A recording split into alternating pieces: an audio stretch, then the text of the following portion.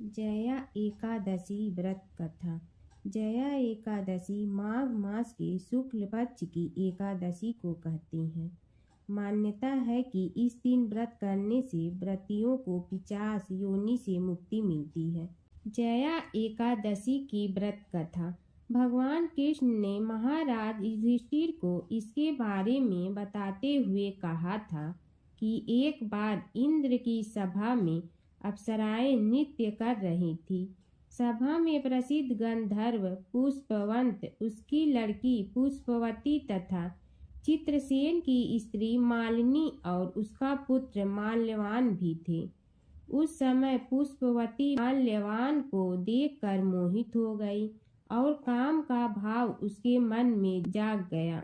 उसने अपने रूप, सौंदर्य, हाव भाव से माल्यवान को पुष्पवती के अद्वितीय रूप के कारण माल्यवान भी क्रियाओं में लिप्त हो गए।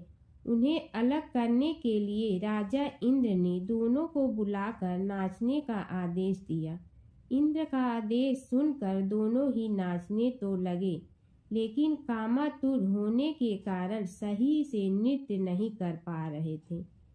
इंद्र सब समझ गए और उन्होंने क्रोधित होकर दोनों को श्राप दे दिया कि तुम दोनों स्त्री पुरुष के रूप में मृत्युलोक में जाकर पिशाच का रूप धारण करो और अपने कर्मों का फल भोगो।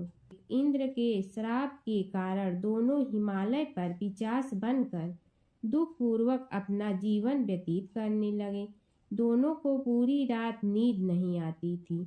एक दिन पिशाच ने अपनी स्त्री से कहा, न मालूम हमने पूर्व जन्म में ऐसे कौन से पाप किए हैं जिससे हमें इतनी कष्टदायी पिशाच योनि प्राप्त हुई है। तभी एक दिन अचानक दोनों की भेंट देवर्षि नारद से हो गई। देवर्षि नारद उनसे दुख का कारण पूछा तो पिशाच ने यथावत वे संपूर्ण बातें कह सुनाई जिनके कारण पिशाच योनि प्राप्त हुई थी। तब नारद जी ने उन्हें माघ मास के शुक्ल पक्ष की जया एकादशी का संपूर्ण विधि विधान बतलाकर उसे करने को कहा। नारद के परामर्श से दोनों ने पूरे विधि विधान से जया एकादशी का व्रत रखा और पूरी रात भगवान नारायण का स्मरण करते हुए रात जागते हुए बिता दी।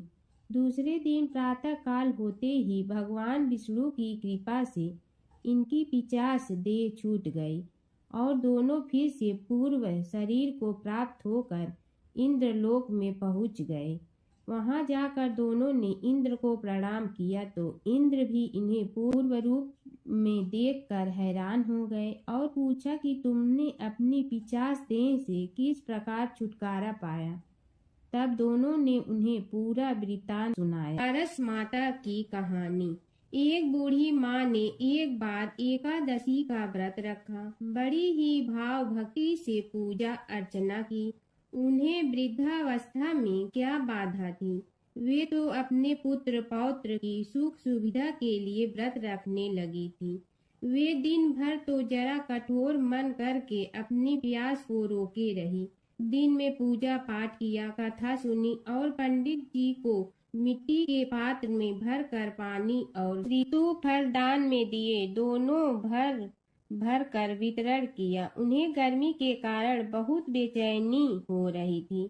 इस कारण से बड़ी देर तक पानी में पड़ी रही और पानी के कुल्ला करती रही, मुंह धोती रही। तब कहीं थोड़ा बहुत धैर्य बंध पाया। धूप तो तेज पड़ ही रही थी, इस कारण बार बार मुंह सूख रहा था।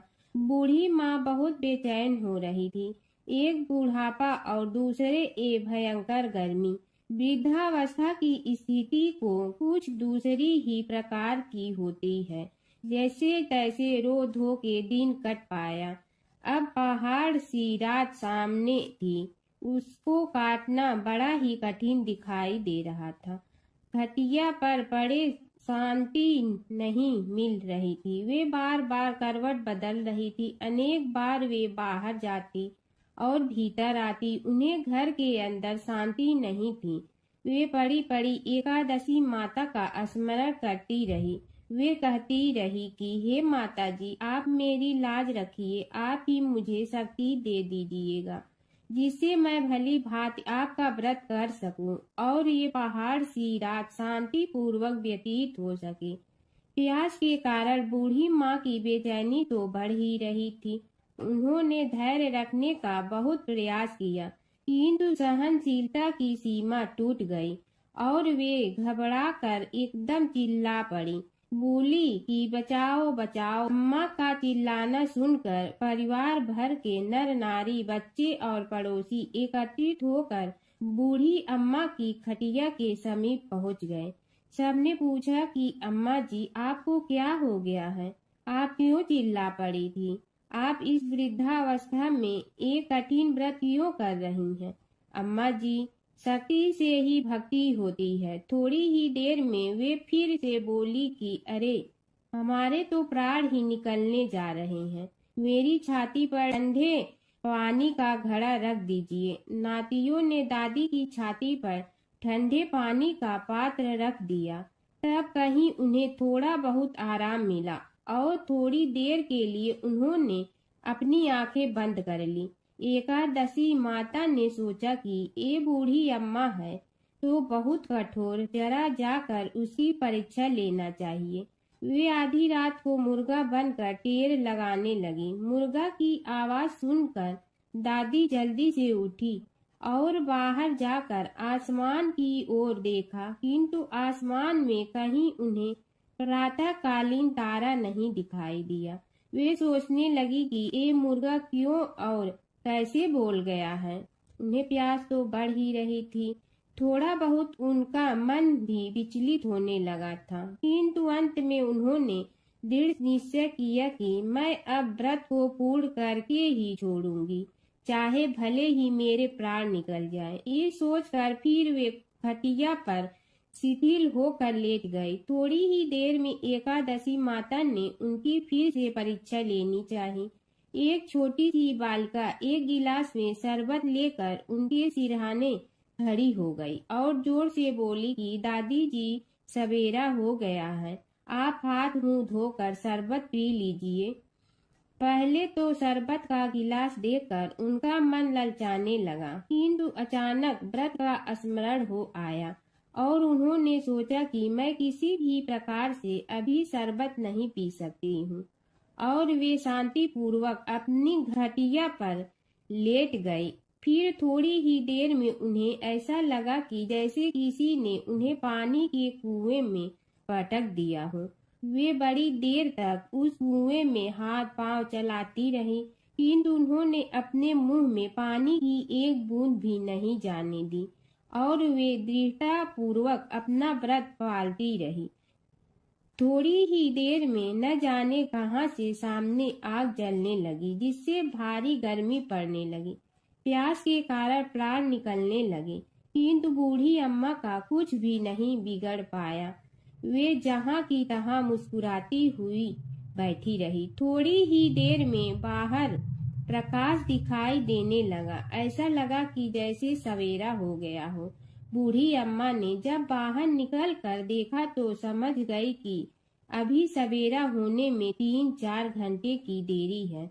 यह जानकर वे शांति पूर्वक इधर उधर घूमने फिरने लगी। एकादशी माता ये बात अच्छी तरह से समझ गई कि ये बूढ़ी अम्मा किसी भी प्रकार से अपने व्रत से नहीं टल सकती है। वे उनके सत्य व्रत को अच्छी तरह से समझ गई। सवेरा होते ही बूढ़ी माँ ने स्नान किया, भगवान का पूजन पाठ किया, एकादशी माता की कथा सुनी, ब्राह्मणों को दक्षिणा देकर भोजन कराया। तब कहीं उन्होंने जल ग्रहण किया। कन्याओं को भोजन कराने के बाद अम्मा ने भोजन किया। उस श्रेष्ठ व्रत के प्रताप से बूढ़ी अम्मा की आयु में वृद्धि हो गई।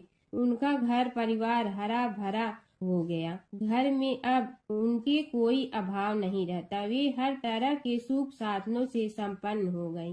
नाती नतीनों से उनका घर भर गया और वे उसी दिन से 12 महीने की एकादशी का व्रत करने लगी। एकादशी माता के व्रत के प्रताप से इस संसार में हर प्रकार के सुख भोग कर अंत में वैकुंठ धाम को चली गई। ऐसा है तुरंत फल देने वाला एकादशी माता का व्रत।